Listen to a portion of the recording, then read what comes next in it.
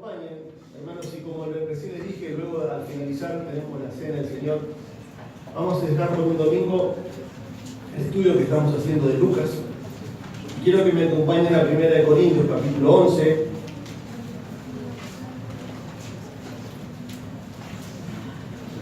Siempre cuando tenemos cena leemos estos textos. Hoy vamos a estudiarlos y vamos a aprovechar. Y también, como dice una famosa conductora de nuestra televisión argentina, el público se renueva, la iglesia también. Entonces es bueno que aprendamos la importancia de lo que es la cena del Señor bíblicamente. Pero esta enseñanza que está en este libro, en 1 Corintios, capítulo 11, tiene un contexto y vamos a estudiarlo y meditarlo. Vamos a ir del versículo 17 al versículo 34. Siempre lo que leemos se guarda desde el versículo 23 al versículo 32. Lo vamos a estudiarlo, pero hay un contexto ahí. Por eso le puse como título el compromiso del creyente con la cena del Señor. El compromiso del creyente con la cena del Señor. Y es interesante, antes de orar otra vez, cuando venimos estudiando Lucas, uno ya tiene un hilo conductor y ya estábamos en sintonía en tema. Ahora debemos explicar un poquito, muy rápidamente, para que usted entienda mejor el texto, qué estaba pasando en esta iglesia. Bueno, la iglesia de Corinto es una de las iglesias del Nuevo Testamento, como vemos. Y es una de las iglesias, como siempre decimos, porque siempre le caemos a los corintios. Pero toda iglesia del Nuevo Testamento, usted va a leer, siempre tuvo problemas. Hay y habrá problemas. La iglesia de Gálatas, los Gálatas en Galacia tuvo problemas. La iglesia de Filipenses tuvo problemas. La iglesia de Colosas tuvo problemas realmente doctrinales. Santiago le escribe ahí, también a los judíos de dispersión había problemas. Pero esta iglesia se caracteriza que fue la que más problemas tuvo. Fue la que más dolores de cabeza le dio al apóstol Pablo, podemos llegar a decir. Como si fue el hijo, de comillas, más malcriado. Y él lo llama así. Entonces, y es interesante que, bueno, Pablo, en su segundo viaje misionero, en Hechos capítulo 18 está eso, a través de la predicación del Evangelio comienza esta iglesia. Comienza como Pablo acostumbraba a hacer, iba a las sinagogas y predicaba. Ahí se convierte un matrimonio precioso, que es Priscila y Aquila, y ellos ayudan a Pablo en esta iglesia. Luego Pablo se tiene que ir de esta iglesia. Tuvo aproximadamente 1 año y medio, y luego, como siempre, sigue fundando iglesias, y le llegan noticias, como siempre decimos, las malas noticias corren rápido, que la iglesia no estaba funcionando bien. Había problemas en la iglesia, pero no solamente había problemas, había pecado dentro de la iglesia. Corinto se caracterizaba por ser una familia, una ciudad que estaba muy cerca de Atenas. Eran gentiles, una iglesia gentil, no era judía, aunque había judíos ahí también. Y podemos ir para sintetizar toda esa cultura griega, muchos que eran convertidos genuinamente, otros no, vamos a ver eso hoy también en el contexto, es como que todas esas costumbres se empezó a meter en la iglesia. Se metió dentro de la iglesia misma del Señor. Pablo corrige muchas cosas en esta carta. La palabra que usted, para sintetizar esta carta, es corrección. Pablo corrige a esta iglesia, corrige con muchas cosas, de lo que estaban comiendo, en 1 Corintios capítulo 8, sacrificado a los ídolos, acerca del matrimonio, capítulo 7, capítulo 5 es un capítulo que le hemos estudiado. Esta carta, para los que llegan a la iglesia, la hemos estudiado acá, ¿recuerdan lo más antiguo? Fue la carta que estudiamos antes de Lucas, aproximadamente hace 2 años que hemos terminado con esta carta. Pablo corrige muchas cosas. También había división en la iglesia, 1 Corintios capítulo 3 hablaba de eso. No que los líderes estaban divididos, sino que la misma iglesia empezó a hacer facciones. Y uno era de Pablo, otro era de Apolos, otro era de Pedro, y otro decían, yo sé de Cristo. Y eso trajo problemas en la iglesia. El problema mayor está en 1 Corintios capítulo 5, donde Pablo manda a que no sean partícipes del pecado que había dentro de la iglesia. Dice, de cierto se oye que hay entre vosotros fornicación, y tal fornicación cual ni aún se nombra entre los gentiles, dice. Tanto que alguno tiene la mujer de su padre. Eso pasaba dentro de la iglesia. Pero nadie estaba haciendo nada con eso. Por eso Pablo le dice, ustedes están envanecidos, le dice. Quiten al perverso. Sáquenlo de ahí, saquen la levadura. También había problemas entre ellos mismos, entre los cristianos, entre los creyentes, y llevaban todos sus problemas a juicio delante de los incrédulos. Capítulo 6 habla de eso. Terrible. Usted tiene un problema con un hermano y bueno, lo llevo a la municipalidad de San Miguel. Mira, esta persona me hizo esto, me hizo lo otro. Pablo dice, ¿qué están haciendo? Y sigue la corrección, sigue la amonestación. Y Pablo estaba siendo acusado, también interesante, de que él estaba en el ministerio por plata. Por eso en la segunda carta de Corintios hay un arrepentimiento de esta iglesia. Pablo lo salaba un poco, pero también le abre el corazón en la carta más personal que Pablo hace a una iglesia. Pero llegamos, miren hermanos, a capítulo 11. No vamos a predicar toda También Pablo debe corregir acerca de los dones espirituales, que vamos a ver en el seminario también. Ellos estaban abusando y malinterpretando los dones espirituales.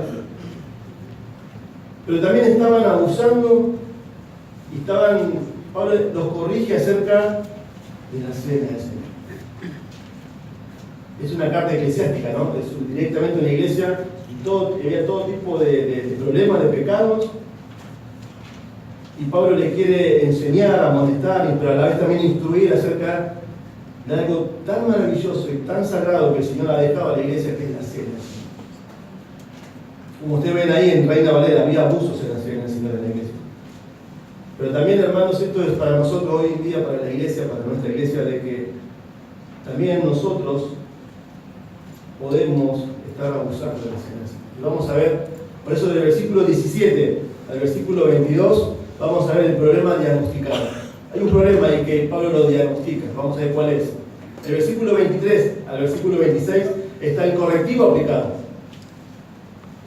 El correctivo aplicado. ¿Cómo se corrige eso? En la cena, el Señor lo corrige. Y del versículo 27 al 33 está el remedio requerido. Pablo también le dice a los corintios cómo deben solucionar este problema. El problema diagnosticado, el correctivo aplicado y el remedio requerido. Vamos a orar. Señor, gracias te damos por tu palabra. La necesitamos. Señor, llegamos hambrientos, sedientos de ti cada domingo. Y como iglesia, Señor, hoy vamos a ver un tema tan importante, lo que es la cena del Señor. Hoy mismo también, Señor, la vamos a tomar y que esto nos ayude aún mismo, Señor, a aprender más de lo que significa esto y cómo estamos como iglesia, Señor, ante ti. En el nombre de Jesús. Amén. Dice así la palabra de Dios. 1 Corintios capítulo 11, versículo 17. Pero el anunciaros esto que sigue, no os alabo, dice Pablo, porque no os congregáis para lo mejor, sino para lo peor.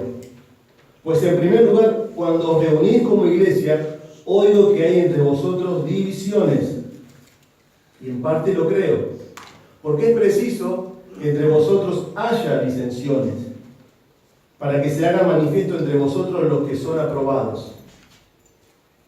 Cuando pues os reunís vosotros, esto no es comer la cena del Señor. Versículo 21.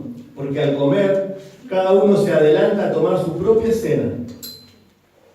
Y uno tiene hambre y otro se embriaga. Pues, ¿qué? ¿No tenéis casas en que comáis y bebáis? ¿O menospreciáis la iglesia de Dios y avergonzáis a los que no tienen nada? ¿Qué os diré? ¿Os alabaré? En esto no os alabo. Porque yo recibí del Señor lo que también os he enseñado. Que el Señor Jesús, la noche que fue entregado, tomó pan, y habiendo dado gracias, lo partió y dijo: tomad, comed. Esto es mi cuerpo, que por vosotros es partido. Haced esto en memoria de mí. Asimismo tomó también la copa después de haber cenado, diciendo: esta copa es el nuevo pacto de mi sangre. Haced esto todas las veces que la bebiereis en memoria de mí. Así pues, todas las veces que comieres este pan y bebieres esta copa, la muerte del Señor anunciáis hasta que Él venga. De manera que cualquiera que comiere este pan o bebiere esta copa del Señor indignamente, será culpado del cuerpo y de la sangre del Señor. Por tanto, pruébese cada uno a sí mismo, y coma así del pan, y beba de la copa. Porque el que come y bebe indignamente, sin discernir el cuerpo del Señor, juicio come y bebe para sí.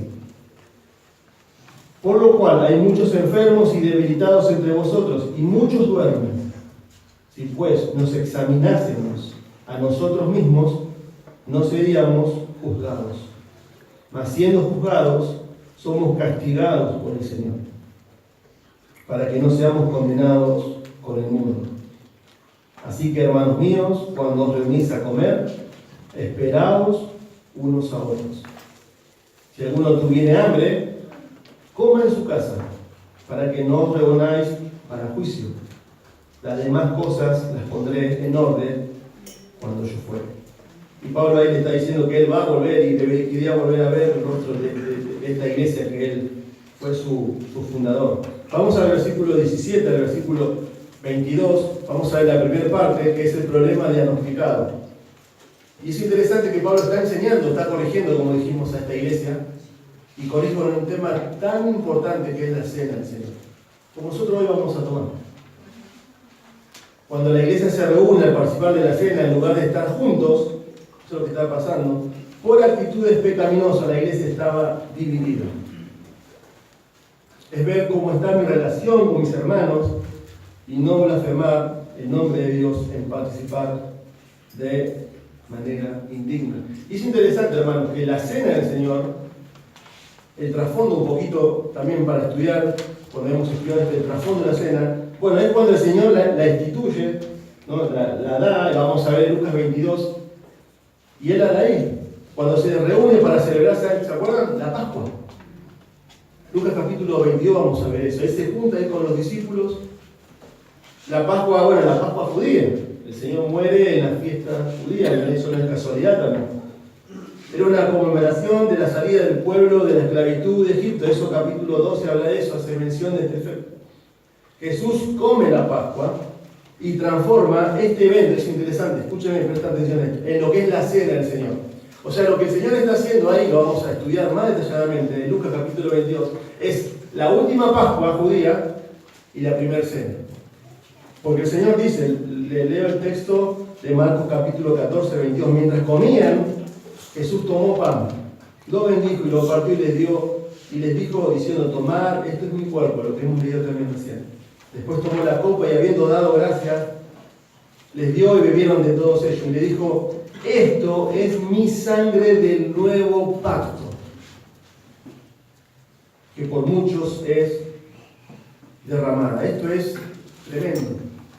Se está empezando a gestar ahí lo que la eternidad ya desde Génesis a Apocalipsis, que es el plan de la redención de Dios. Y ahí es donde el Señor instituye la cena. Ya no hay más Pascua. Ya no hay más corderos pascuales. Corito dice, ahora la Pascua es Cristo. Pero también, interesante, les leo algunos textos, que la iglesia primitiva ya empezaba también, dice Hechos 2:42, y perseveraban en la doctrina de los apóstoles, en la comunión unos con otros, en el partimiento del pan y en las oraciones. Perseveraban unánimes cada día en el templo, y partiendo el pan en las casas, aunque también era el compartimiento, ¿no? Debido a que ellos juntaban todas las cosas y las tenían en común, juntos comían con alegría y sencillez de corazón. Hermanos, acá lo que estamos viendo es que el Señor instituye la cena y es un mandamiento y no es una opción para el creyente, para un genuino creyente. Pero vamos a ver primero también, más allá de lo que vamos a ver, versículos 23 al 26, miren ahí, versículos 17 y 18, vamos a volver a leer, por favor. Pero al anunciarnos esto que sigue, no os alabo, porque no os congregáis para lo mejor, sino para lo peor. Pues en primer lugar, cuando os reunís como iglesia, oigo que hay entre vosotros divisiones, y en parte lo creo. Bueno, esta, como hemos leído recién, del versículo 17 al versículo 34, es la sección más larga del Nuevo Testamento acerca de una descripción de la cena del Señor. Pero como le dije recién, hay un problema ahí diagnosticado, y Pablo lo dice bajo la guía del Espíritu Santo. ¿Saben cuáles eran esos problemas? Había una actitud divisiva entre hermanos y había una indiferencia total entre los mismos hermanos de la iglesia. Es el problema diagnosticado. Y Pablo, en el contexto de la cena, empieza a corregir eso. Porque el problema de ellos es, no tanto ellos empezaron a ver la cena y tomaban la cena, no es tanto tomar la cena, sino cómo tomaban la cena y cómo tomamos la cena. Y ese es el contexto. Miren ahí el versículo 17, el anunciado esto que sigue le dice, yo no los puedo alabar, le dice Pablo. En ningún momento los alaba en esta carta. Pablo está siendo sarcástico acá. Porque no os congregáis para lo mejor, sino para lo peor. Ahí es interesante. Para lo peor se refiere a un mal moral, sus conductas. La NBI dice, al darle las siguientes instrucciones, la versión de la NBI, otra versión de la Biblia, dice, no puede elogiarlos, ya que sus reuniones traen más perjuicio que beneficio. O sea, usted viene a la iglesia, yo vengo a la iglesia, y la idea es, para más perjuicio que para más beneficio. ¿Le gustaría una iglesia así? Pero eso estaba pasando en la iglesia, hermanos. Y miren ahí, dice el versículo 18, pues en primer lugar, miren esta frase clave, cuando os reunís como iglesia. Le hago una pregunta a los miembros y no miembros de esta iglesia.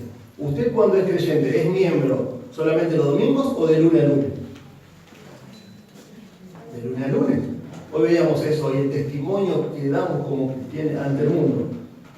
Pero miren ahí, Pablo le dice, cuando se reúnen como iglesia, ¿eso está haciendo a qué? En el día del Señor. ¿Cuándo los creyentes se reúnen como iglesia? El día del Señor. Hoy nos reunimos como iglesia en el día del Señor. Eso es lo que está diciendo ahí. Oigo que hay entre ustedes divisiones. Y en parte lo creo, dice Pablo. Pablo le está diciendo eso. Lo que está pasando acá, hermanos, es toda esa sociedad griega, todo eso que ellos habían vivido, que estaba siendo invadido, estaba entrando a la iglesia. Pero es interesante, hermanos, que la palabra iglesia siempre es usada en el Nuevo Testamento referida a personas, no al templo. Eso también lo estamos estudiando en el seminario. La iglesia no es esto, no es esto. No es lo que hay arriba, la iglesia es usted y yo, eso es la iglesia. Siempre la iglesia está referida a personas. La asamblea de los creyentes es un organismo y funciona, y Pablo siempre hace la analogía de ¿qué? De un cuerpo. Un cuerpo. Romanos 12:12 habla de eso. Dice que somos muchos miembros, pero hay solo un cuerpo. Y en el cuerpo tenés los miembros visibles e invisibles. Porque yo ahora estoy usando los ojos, estoy usando la boca, estoy usando mi garganta para hablar. Pero ¿qué pasaría, por ejemplo, yo no lo voy a ver, usted no me va a ver hoy, si a mí me faltarían los dedos de los pies? ¿Qué pasaría? No tendría equilibrio, no podría estar parado acá. Y eso es lo que Pablo está tratando de hacer ver, que todo es un cuerpo. Pero esta iglesia, miren ahí, miren el versículo 18, estaba dividida, la palabra ahí es charisma, cismas, diferencias de opinión, no se ponían de acuerdo en nada. Pero el contexto no era solamente que pensaban diferente, era otro tipo de visión. ¿Saben lo que estaba dividiendo acá la iglesia? Escuchen bien esto, y puede pasar, y la Biblia habla de esto. El contexto socioeconómico. El contexto socioeconómico habla de eso. Venían a congregarse la iglesia, venían todos a la iglesia, pero no para la edificación. Y Pablo está corrigiendo esas áreas sobre el culto en la iglesia. Y el capítulo 11 habla acerca de la cena del Señor, el capítulo 12 habla acerca de los dones. Un autor dijo, cuando una iglesia no está bien en un área, es inevitable que no esté bien en las otras. ¿Cómo una iglesia, hermanos, va a estar bien espiritualmente si no está tomando la cena como Dios quiere que la tome? Y escuchen bien esto, ellos tomaban la cena. pero no lo hacían con la actitud y como Dios lo estaba mandando. ¿Qué estaba pasando? Miren lo que dice el versículo 20. 20 al 22, por favor. Cuando pues os reunís vosotros, esto no es comer la cena del Señor, porque al comer cada uno se adelanta a tomar su propia cena, y uno tiene hambre y otro se embriaga. Pues que no tenéis casa que comáis y bebáis, o menospreciáis la iglesia de Dios y avergonzáis a los que no tienen nada. ¿Qué os diré? ¿Os alabaré? En esto no os alabo. Bien, ahí me salté un poquito del versículo 19, porque es preciso que entre ustedes haya disensiones, dice. ¿Cómo Pablo dice? Vos estás animando a la iglesia que no haya división, pero vos estás diciendo, ¿es necesario que haya disensiones? Pero hay un propósito. Miren ahí, ¿por qué es necesario muchas veces que haya eso? Para que se hagan manifiestos entre ustedes, dentro del mismo de la iglesia, los que son aprobados. La palabra ahí es aprobado, es dóquimos. Eso significa ser aprobados. La palabra es dóquimos. Significa una persona que es pasado en cosas por fuego. Esa es la idea ahí. Y sale airoso. Esa es la idea ahí. Que sean aprobados. Lo que Pablo está diciendo acá es que muchas veces Dios, escuchen bien esto, aún muchas veces en una iglesia inmadura usa eso para que realmente se manifieste quiénes son los creyentes y quiénes no son creyentes. Dios muchas veces usa eso. Pero el propósito, hermanos, de la iglesia es la unidad y es glorificar a Dios. Todos somos llamados a preservarla. Pero también tenemos, escuche bien esto también, presta atención, tenemos potencialmente todos, desde los pastores hasta la última persona que llegó a la iglesia, la capacidad de destruir la unidad que Dios ha creado. La unidad ya está, siempre decimos. Nosotros tenemos la capacidad de destruirla. Porque divisiones siempre va a haber en la iglesia. Hay, hubo y habrá. Y no siempre es porque es incrédulo, sino porque sale del corazón. Dios está usando esto porque tiene algo en mente. Y Dios utiliza, hermanos, y es muy, muy serio dividir una iglesia. Muy serio. Muy serio. La Biblia habla de eso. Tito 3:10, les doy 2 versículos. Al que causa divisiones después de una y otra amonestación, deséchalo, sabiendo que tal se ha pervertido y que peca y que está condenado a su propio juicio. Romanos capítulo 16, versículo 17.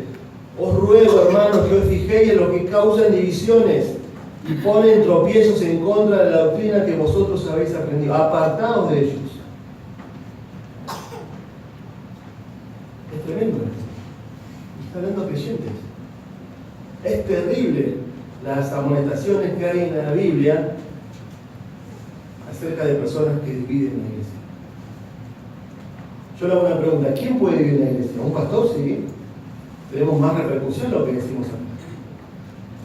Pero muchas veces las divisiones pueden comenzar con algo tan insignificante como dice Eclesiastés. Una mosca arruina el perfume. Una pequeña zorra echa a perder todo una viña. Y es algo serio. Y eso es lo que está pasando. Miren ahí. Dice disensiones, divisiones. No se ponían de acuerdo en nada. Esa iglesia no había unidad. No había nada en común. No solamente que pensaban diferentes. Pero miren lo que está pasando ahí. ¿Cuál era el problema diagnosticado? Indiferencia. Como vimos. No tenían lo más mínimo respeto por el hermano. Miren el versículo 20. Cuando pues os reunís, ustedes, esto no es comer la cena del Señor. ¿Por qué está diciendo que es de comida y la cena? Si nosotros no vamos a comer ahora. Bueno, la iglesia primitiva, cuando los que están llegando a la iglesia, cuando la iglesia primitiva empezó a reunirse, se llamaban los banquetes de amor, los ágapes. Se juntaban en la iglesia y comían de verdad.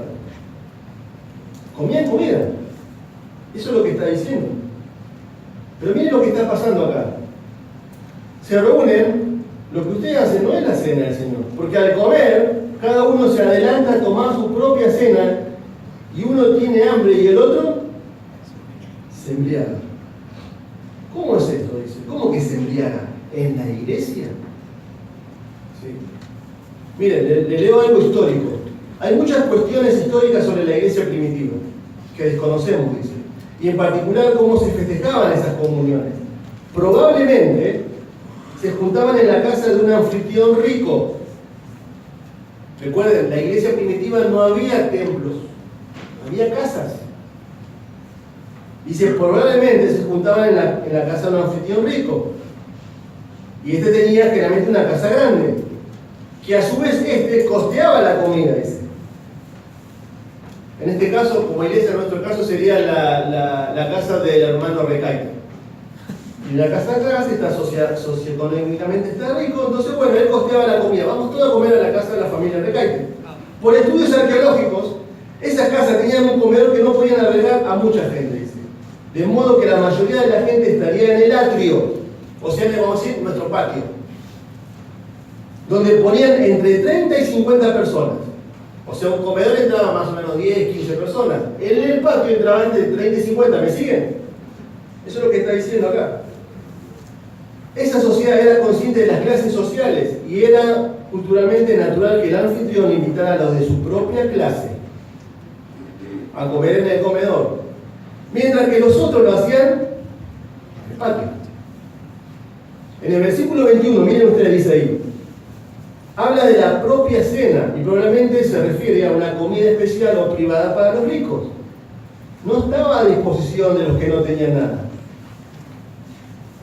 ¿Se entiende? Se juntaban. Había lechón, había asado, había ñoquis, había arepas. Y comían, ¿entiende? Eso es algo histórico, no lo dice, pero el contexto es muy parecido.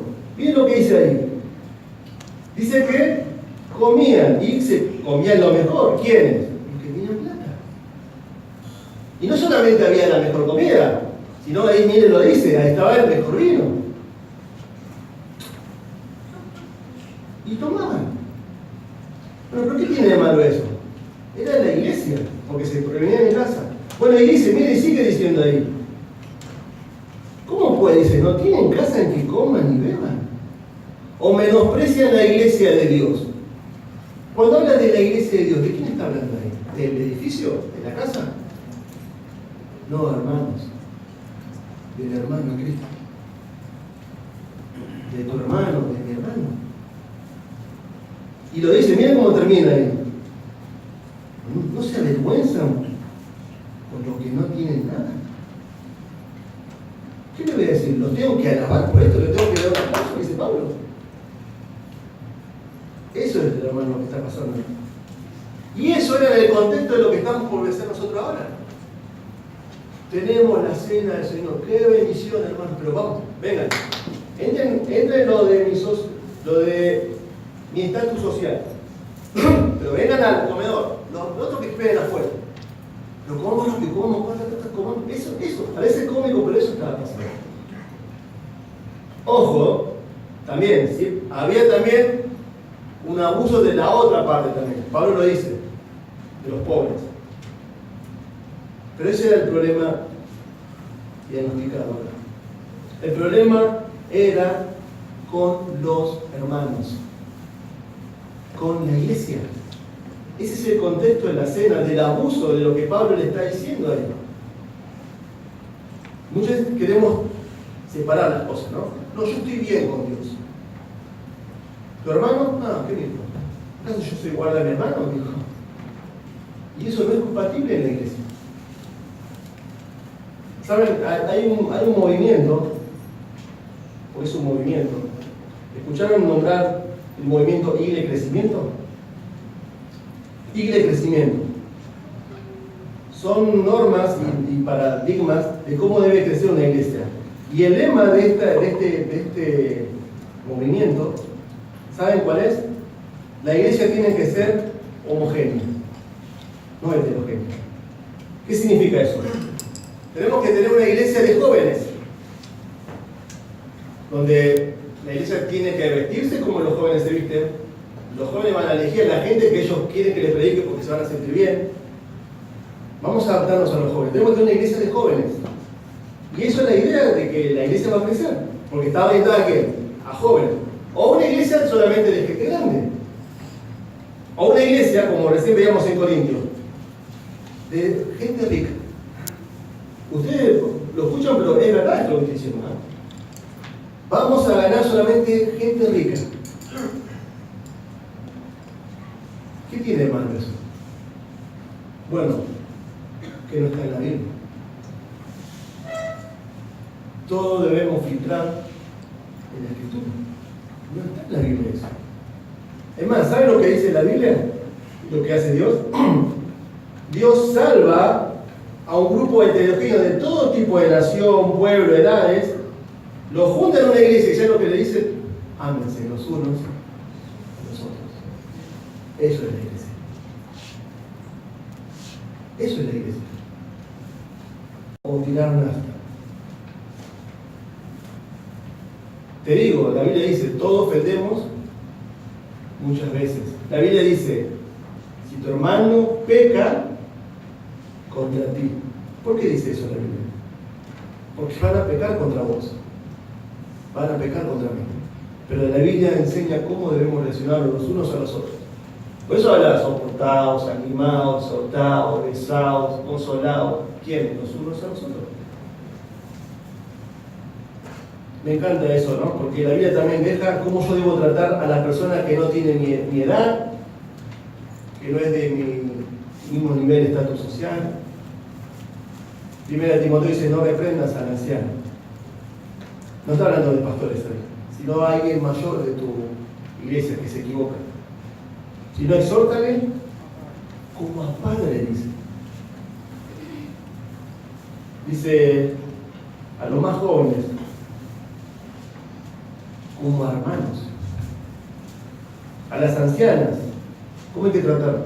A las personas que son de mayor edad. Como a madre. ¿Vieron el lazo?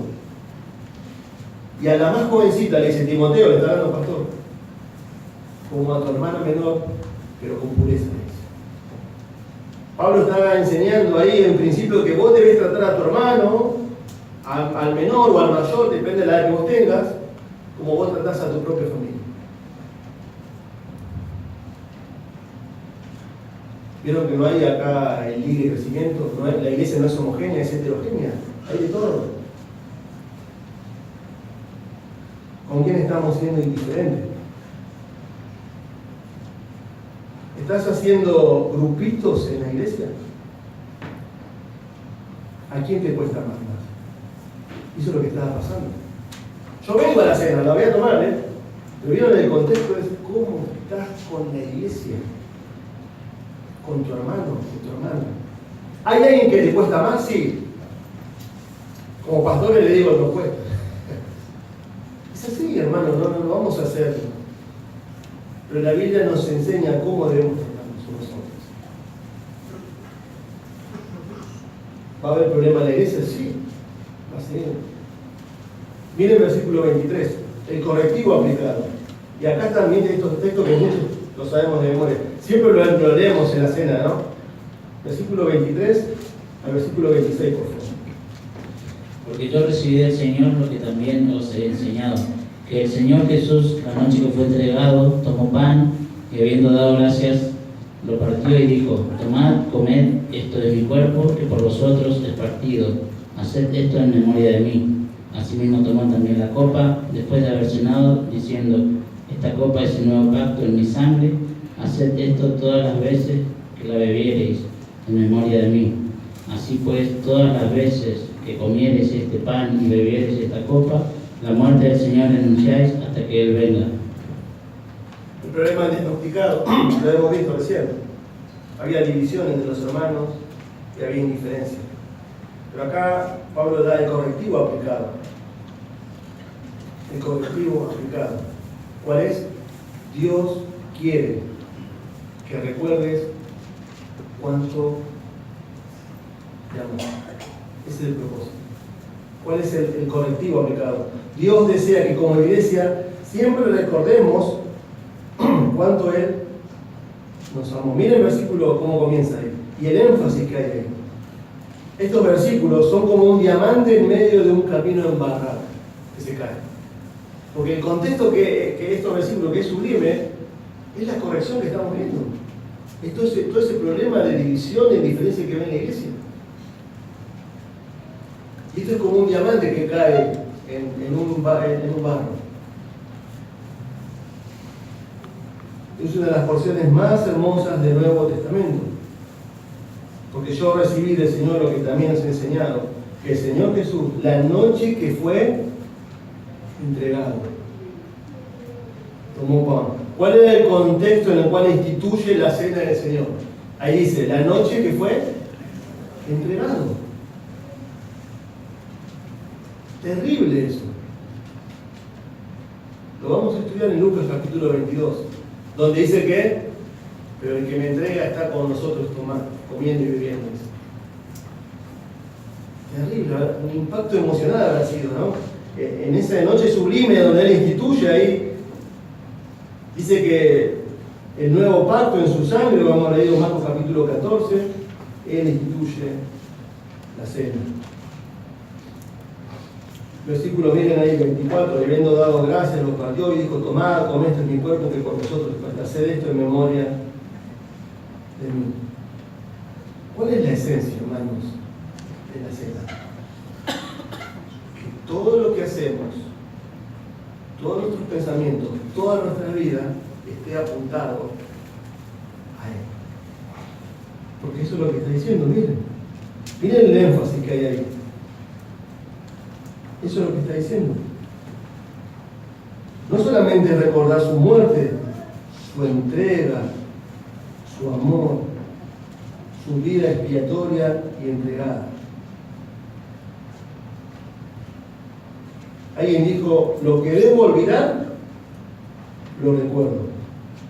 Lo que debo recordar, lo olvido. Y es así, hermanos.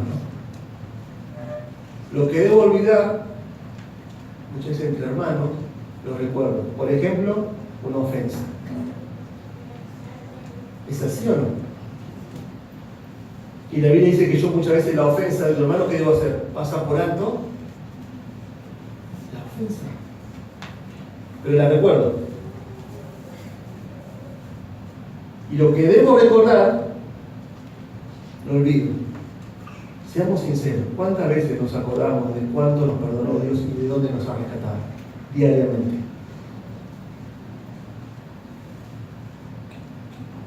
Esa es nuestra tendencia pecaminosa que luchamos, siempre. Por eso, hermano, estos elementos tangibles, palpables, visibles.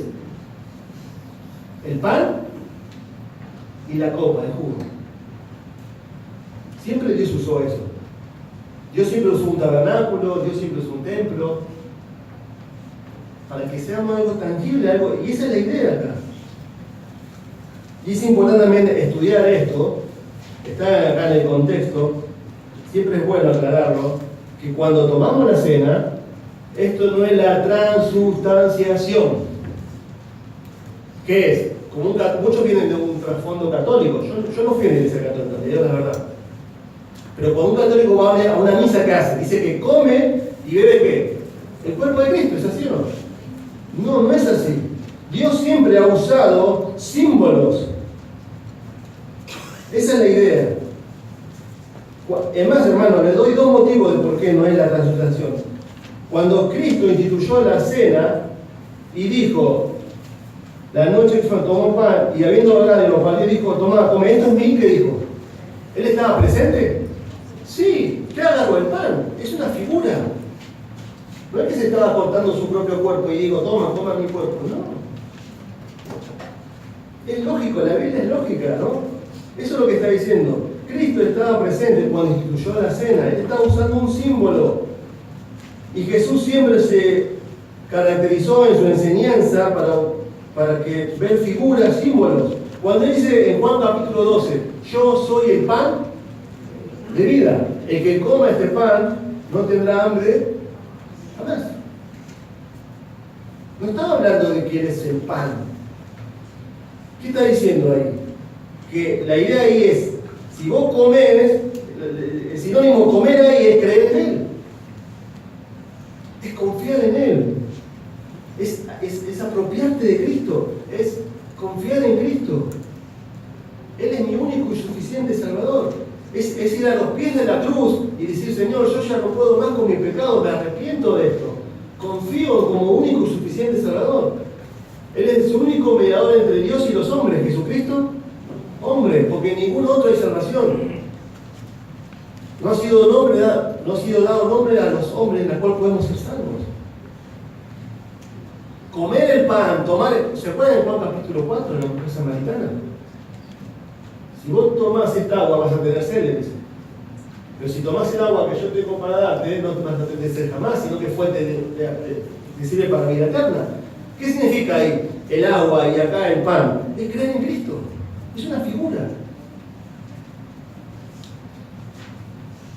Celebrar la cena, no estamos sacrificando a Cristo otra vez.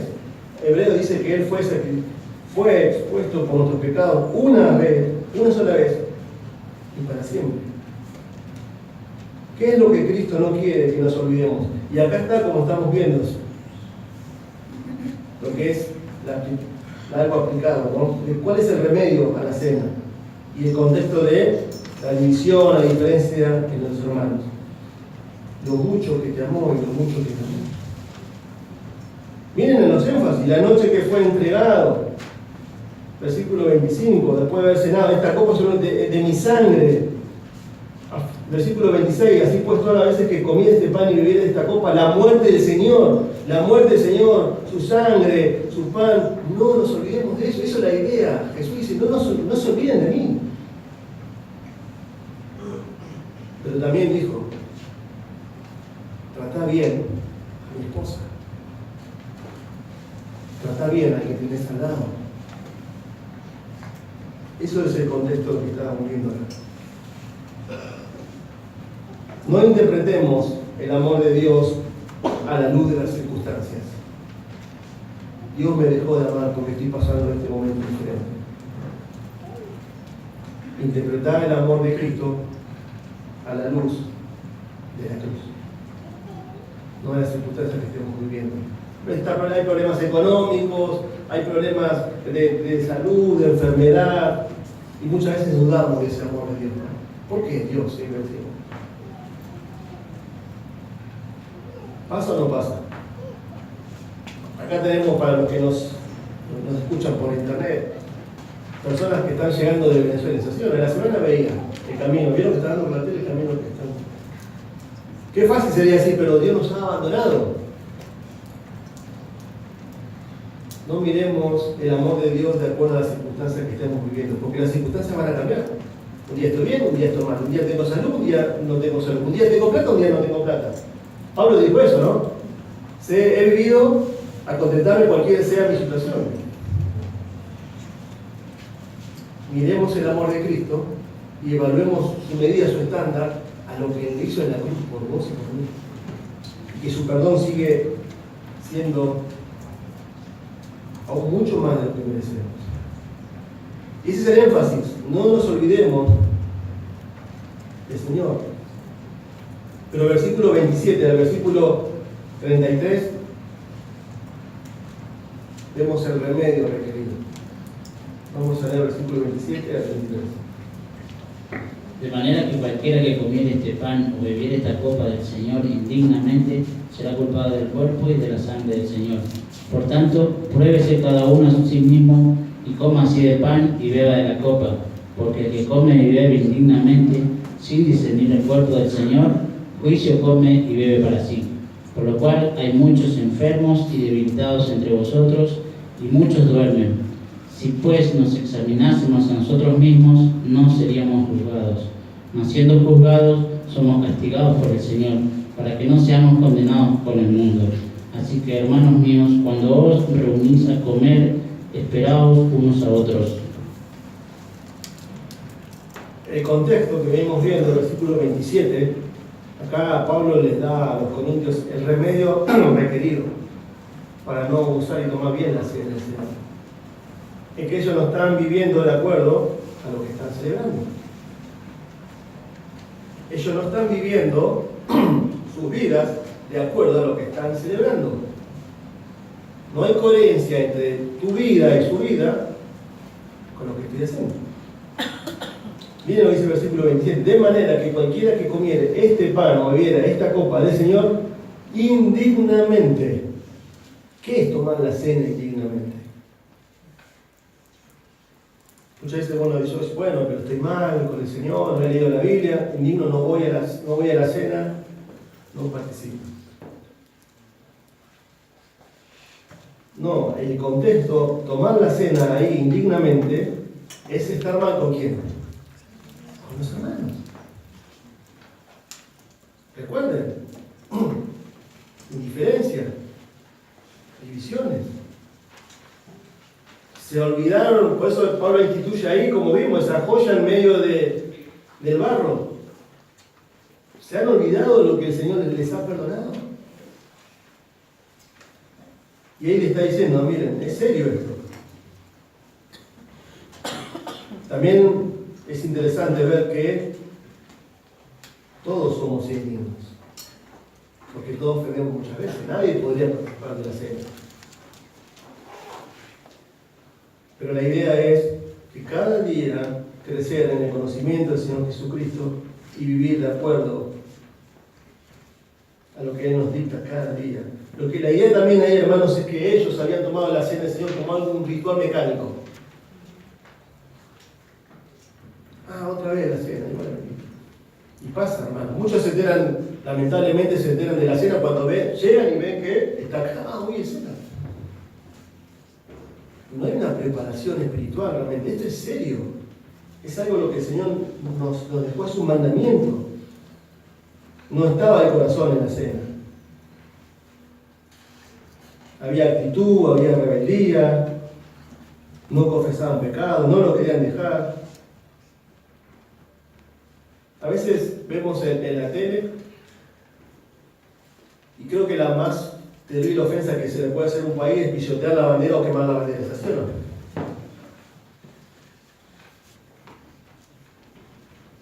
Y como cristianos muchas veces hacemos lo mismo con el Señor. Nos sentimos ofendidísimos, ¿no? Mirá, quemaron la bandera argentina, quemaron la bandera venezolana, peruana, ecuatoriana. Y muchas veces nosotros con nuestras actitudes hacemos eso. Porque estos son símbolos que representan su muerte. Y si no hay una preparación, no está el corazón acá y es algo mecánico, estamos haciendo lo mismo en el plano espiritual. Por eso miren lo que dice el versículo 28, pruébese cada uno a sí mismo y coma así del pan y beba de la copa. Pablo nos mandó a esta iglesia, a todos nosotros, a un autoexamen. Y la idea es, siempre lo decimos en la cena,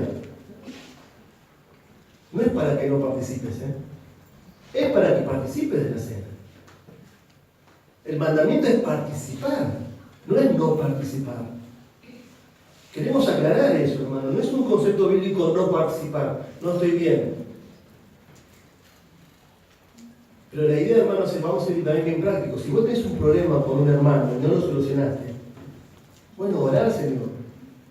Pedirle perdón en el corazón. Tomar la cena, pero después andar y arreglar el problema. Pero el orgullo muchas veces pasa. No pasa acá, ¿no? Generalmente. Creo creer. Pero ustedes sabían que hay hermanos que no se hablan a veces en la iglesia. ¿Sabían, no?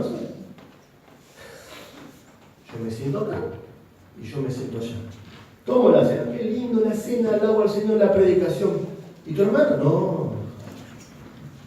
No, es inconcebible. Eso es lo que está pasando. Les digo algo, hermanos. El Evangelio no solamente es para los incrédulos, El plan de salvación es para los incrédulos. El Evangelio, como vimos el domingo pasado, con todas sus implicancias, es para los creyentes. Lo que soy, debo vivir de acuerdo a lo que digo ser. Y eso es lo que está diciendo acá. Porque el perdón del Señor está siempre al alcance. Primera Juan 1:9, lo sabemos, ¿no? Si confesamos nuestros pecados, Él es fiel y justo para perdonar nuestros pecados. A mí me gusta mucho el contexto del Salmo 51. ¿Se acuerdan? El Salmo de David, cuando pecó con Betsabé. Cuando Natán lo confronta y le hace la parábola de la ovejita, que vino y que un hombre rico y tenía 100 y él agarró y un solo hombre tenía una sola ovejita y este hombre lo sacó y la mató. ¿Y qué le hizo? ¿Y David qué dijo? Ese hombre es digno de muerte. ¿Y qué le dijo Natán? Tú eres ese hombre. Y David dijo, ¿no? Yo he pecado contra Dios. Mi pecado te declaré. Y al instante te dice, Natán le dice, Elena, no, por favor. Tu pecado ha sido permitido. Al instante. David tuvo 1 año sin confesar el pecado. Él mató a Urías y adulteró con la esposa. Qué gran Dios que tenemos, ¿no? Así es el perdón de Dios. Pero nosotros muchas veces somos más, queremos ser más que Dios. No, yo no puedo perdonar a mi hermano. Tiene que cambiar esto, tiene que cambiar esto, tiene que cambiar esto. Al instante. Dios vio el corazón. Dios vio el corazón de rey David. Por supuesto que el pecado trajo sus consecuencias. Y sigue, ¿no? Esto es serio. La cena es serio. Porque lo recordamos a Él. Y tomarla de una manera liviana, donde no está el corazón ahí, trae juicio de Dios. Por lo cual, versículo 30, hay muchos enfermos y debilitados entre vosotros, y muchos duermen. Dios estaba emitiendo juicio en la iglesia. Muchos cristianos que eran de verdad murieron. Dios estaba emitiendo juicio. Por eso dice el versículo 31, examinemos a nosotros mismos, no vamos a ser juzgados. Más siendo juzgados, somos castigados por el Señor. ¿Por qué decimos que estos eran cristianos? Porque es juicio de Dios. Y Hebreos dice que Dios al que ama, disciplina. Y si no disciplina, es bastardo, no hijo. Y es lo que está diciendo, ¿no? Y versículo, miren ahí 32, mas siendo juzgados somos castigados por el Señor para que no seamos condenados por el mundo. Primero, pero miren cómo termina acá. ¿Cuál es acá el remedio? Bueno, confesar al Señor, arreglar las cuentas con el hermano, no menospreciar la cena. Así que, hermanos míos, cuando os reunís a comer, esperaos unos a otros. Cambien la conducta, cambien lo que están haciendo. Si alguno tuviera hambre, ahí le da el palo a muchas veces a los que también tenían hambre, pero también se abusaban. Bueno, coman en su casa. Para que no se reúnan y cuando se junten, para que haga juicio. Las demás cosas las pondré en orden cuando yo fuere. Pablo quería recordar que debían cambiar la actitud con los hermanos y celebrar la cena como Dios manda. Y acá, hermanos, hay 2 aplicaciones prácticas para nuestras vidas. Y terminamos y pasamos ya a la cena. Aquí tenemos la cena. La Biblia dice que el cristiano es transformado día a día, ¿no? Y vamos de gloria en gloria, dice, ¿no? Pero ¿cómo el cristiano es transformado? Continuamente. A la imagen de Cristo. Donde el cristiano crece. Eso es algo continuo.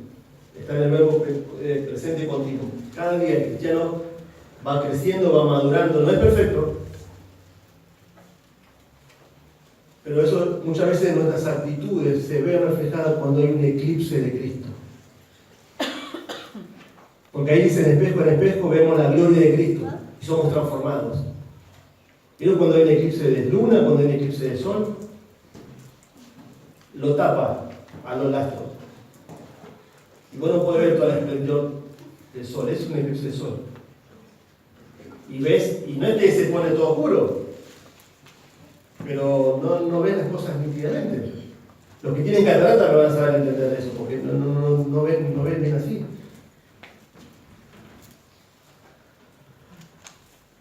¿Estás teniendo eclipse de Cristo? ¿Qué es lo que te está estorbando realmente? ¿Una actitud, un pecado que no te está dejando madurar y crecer? No nos está dejando madurar y crecer. Y por segundo, ¿no? Acá también está muy implícito el amor de Dios, el amor de Cristo por la iglesia local. No podemos dejar de amar a su esposa. Quizás está siendo indiferente. Si amas a Cristo, debes, porque esa es la iglesia, amar a la iglesia local. No podemos decir, yo amo a Cristo y no amo a la iglesia. Dios toma tan en serio su cuerpo, la iglesia, que por eso están estos símbolos. Podemos estar tomando la cena, pero podemos estar menospreciando la iglesia. ¡Wow! ¡Qué terrible pecado! ¿No? Vamos a orar. Vamos a terminar una oración. Y también tenemos ya la cena del Señor. Y si Dios te ha hablado en algo en esta mañana, ya es el momento de ahora, en la oración, de poder hacerlo. La Biblia dice que debemos ir preparados, ¿no? Pero el contexto es eso, hermano, de la cena. En la iglesia, en mi relación unos a otros con mi hermano. La iglesia está creciendo por la gracia de Dios. Y cuando la iglesia crece, también crecen los problemas. Bueno, hermanos, es cuestión de examinarnos, ¿no? ¿Cómo estamos con la iglesia? Vamos a orar. Señor, gracias te damos por tu palabra, que es clara, que es luz, Señor, a nuestros pies, que es inerrante, infalible. Y Señor, ha sido bueno esta exhortación hoy, como iglesia, otra vez a recordar lo que hacemos, Señor, en este domingo en especial de la cena. Y Señor, quizás hay actitudes que debemos corregir. Señor, te pido, Señor, que nos ayudes a que seamos sinceros delante de ti, evaluemos nuestro corazón. Si hay un problema con alguien, muchas veces no puede ser ni siquiera mi hermano, puede ser mi esposo, mi esposa, mis hijos. Ayúdame, Señor, a ser humilde, a reconocerlo, a poder restablecer si hay algo que se rompió, Señor, con esa persona. Y a tomar la cena, Señor, y a recordar cuánto nos amaste. Ese es tu propósito, Señor. Que recordemos cuánto nos has amado todos nosotros, Señor. Y que eso sea un incentivo, Señor, a ser paciente, perdonador, humilde con la iglesia. Todos ofendemos muchas veces, Señor. Ayúdanos a ser una iglesia sana, no perfecta, Señor, porque la perfección la alcanzaremos en el cielo, cuando estemos delante de ti. Señor, te lo pedimos en el nombre de Jesús. Amén.